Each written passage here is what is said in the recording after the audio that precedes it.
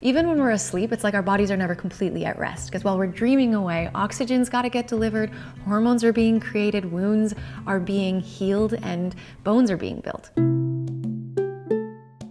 And these things that happen while we're asleep, while we're awake, a lot of it is with thanks to minerals. So that's what we're going to chat about today, how we can increase our body's absorption of certain minerals like iron, calcium, magnesium, zinc, selenium, iodine.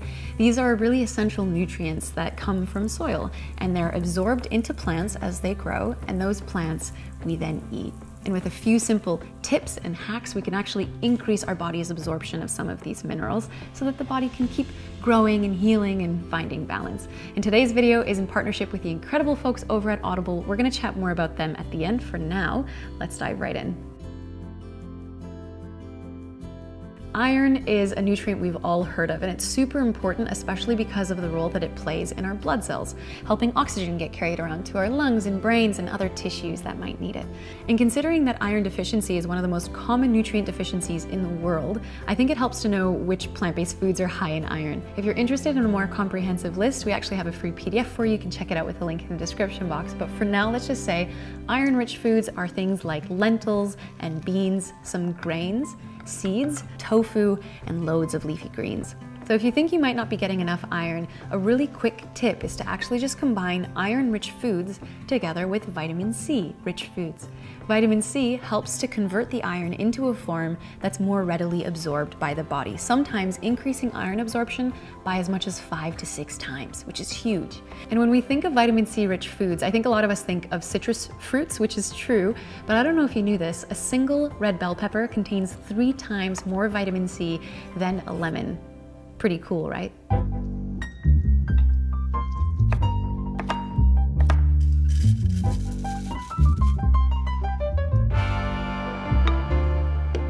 So let's explore some ways that we can increase iron absorption with a few sample meals. We'll start off with this breakfast here, which has got some iron-rich oats and seeds in it. And if we were to add just a few pieces of some fresh vitamin C-rich strawberry slices, bam, more iron would be absorbed.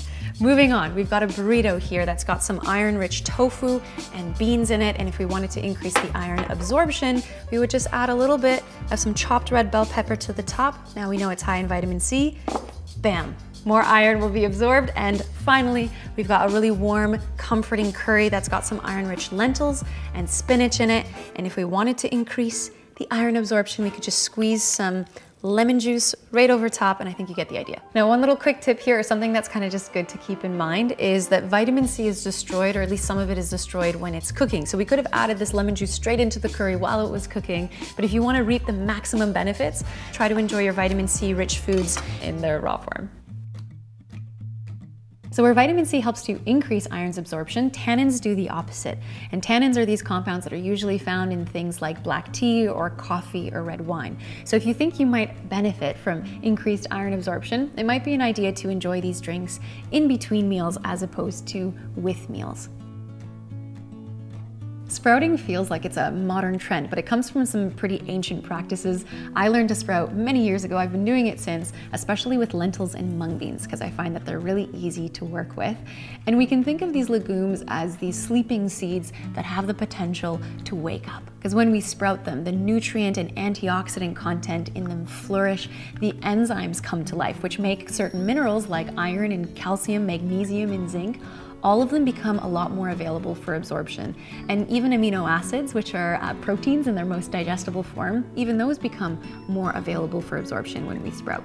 So how do you sprout? I'll walk you through the steps. I first actually like to sterilize the jars by pouring some boiling hot water into them, let it sit for a minute or so, and then once the jars are drained and cooled, we can then add to it about half of a cup of dry legumes.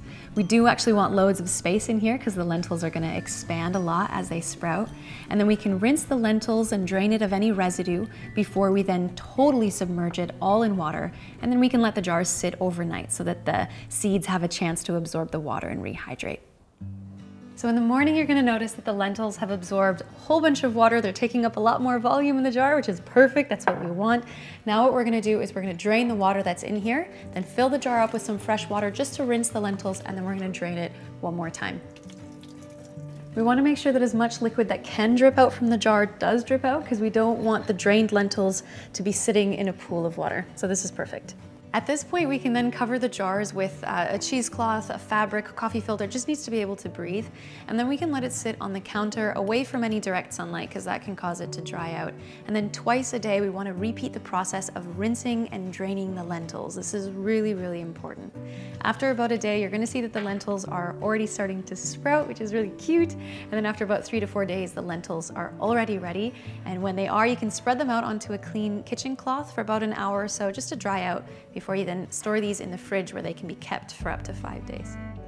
And then you can add these sprouts to just about anything. Robin and I always like to add it to our salads or into our stir fries. On soup is also really nice because it's got this really earthy, crunchy, filling, delicious kind of taste. And just a little note as well, the humid conditions that's needed for these seeds to sprout and to grow also happens to be the perfect conditions for certain bacteria to grow as well, which is fine if you've got a healthy immune system. But if you're elderly, pregnant, or wanting to feed this to toddlers, I definitely actually recommend cooking it up first. You're still gonna get all of the beneficial minerals that way too. Selenium is a mineral and a very powerful antioxidant that's needed in super tiny amounts, but how much of it we get from our diets actually depends on the quality of the soil in which the plants grew.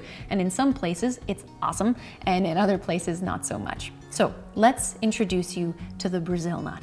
Technically, it's a seed, but we call it a nut, and it's pretty much the boss when it comes to selenium. Just half of one large Brazil nut a day gives us our selenium needs for the entire day. So the hack here is to maybe consider enjoying a single Brazil nut a day. It's something that Robin and I try to do most mornings, just having it with our breakfast. We almost consider it like a little supplement, but it is good to know that there is such a thing as too much of a good thing, because selenium in excess is considered toxic. So I wouldn't recommend going out and buying an actual selenium supplement, and maybe limit your Brazil nuts to no more than about 3 or 4 a day. And in case you don't love Brazil nuts or can't find them, then whole grain pastas and grains and nuts and seeds are pretty good sources too.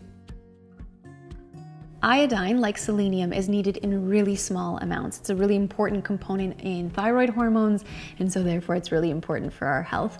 Most of the world's iodine actually comes from or is found in the ocean, and whether or not crops have iodine in them that's absorbed from the soil varies a lot from region to region. So for those following a plant-based lifestyle, one of the highest sources of iodine-containing foods is seaweed. But the amounts in seaweed can vary a lot, and considering that it's not something that most of us eat and enjoy every day, we kind of need to look for a more consistent and reliable source of iodine. And for a lot of us, that's going to actually be salt. But not just any salt, we want iodized salts, meaning that iodine has been added to the salt. And to be sure, we've got to read the label. And if it doesn't say it's iodized, then it likely isn't. So I totally recognize that this here says iodium, which looks a lot like sodium, and that's very confusing, but in Dutch, that means iodine. So this has got iodine in it. Yay. Now, in case you're nervous about adding salt to your food, there's a few things that are kind of helpful to know. First is that you only need about 1/3 of a teaspoon of iodized sea salt or table salt a day to meet your iodine needs, so it's really not that much at all. And then it also helps to know that most people, most of us, for the average person, over 80% of our salt intake actually comes from processed foods. So think of anything that comes in a box, bag, can, jar, even things like soy sauce or takeaway.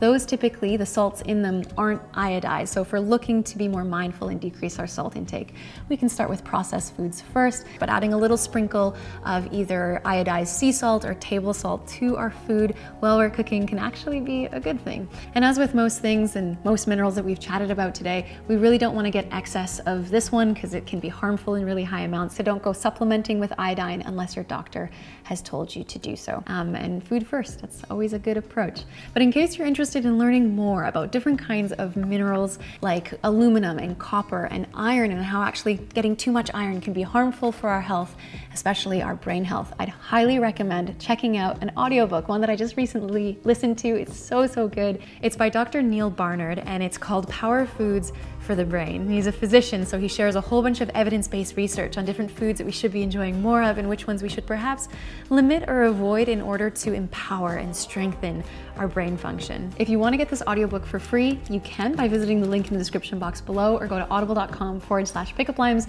or if you prefer, you can get any other audiobook that you'd like instead. Plus, you're gonna get a 30-day free membership of Audible, which now means that you get access to something called the Audible Plus catalog. This is where members can go to get access to thousands of Audible originals, audiobooks, podcasts, guided fitness and meditation programs included in your membership. Since they started it up, I've actually downloaded 15 new audiobooks at no extra fee just by being a member, which I think is so cool. These are like audiobooks I've wanted for quite a while. So check out the link in the description box below to learn about that. And there's one other mineral we actually didn't discuss today, which is calcium. And that's just because we've done an entire dedicated video on it. So I'll link it for you here and at the end of today's video in case you want to check it out. And I think that's it for today. Thanks so much for hanging with me. Really appreciate it. Hope you learned something new and that you enjoyed. Pickup Lime signing off. I'll see you in the next video.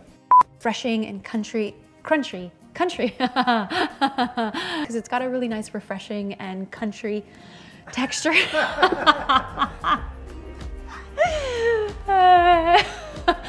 Country texture.